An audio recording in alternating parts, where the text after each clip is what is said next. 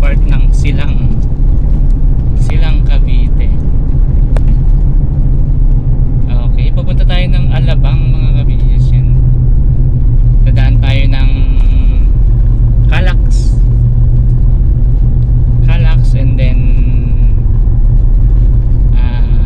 SLEX. Ito yung the best way mga kabiyes, kaysa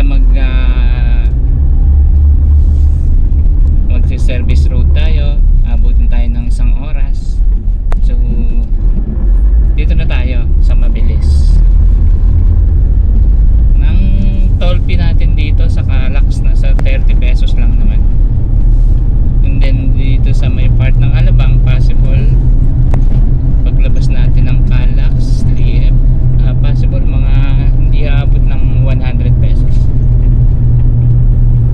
Ayan.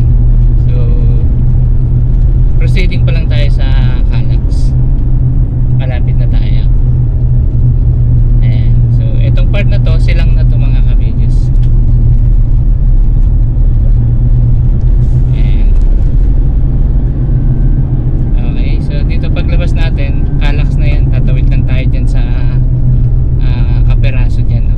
Pagkatawid natin sa ilalim, then turn left na tayo, Calax na. Yung nasa ibabaw na yan, Calax yan mga kabidis.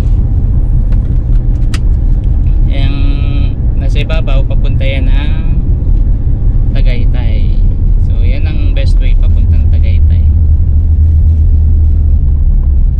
Okay, so dito na tayo, Calax na tayo mga kabidis.